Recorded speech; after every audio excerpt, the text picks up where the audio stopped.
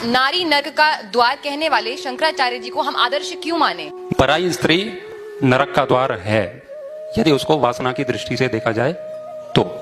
क्या लिखा है यह महत्वपूर्ण नहीं है, क्यों लिखा है यह महत्वपूर्ण है, किसके लिए लिखा है यह महत्वपूर्ण है। मात्र आप कुछ पंक्तियों को पढ़ करके उसका गलत अर्थ कर सकते हैं पर उसे समझ नहीं सकते।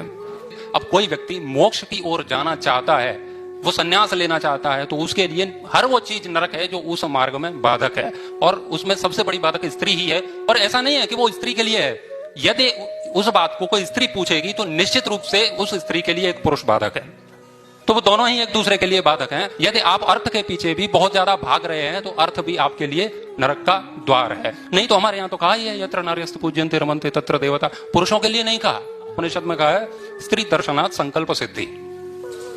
उपनिषद का भाष्य भी आचार्य शंकर ने किया है, और वो भी इस बात को कह रहे हैं यदि आपको स्वप्न में स्त्री देवी के स्वरूप में दिखती है तो आप जो भी संकल्प लेंगे वो उसकी सिद्धि हो जाएगी।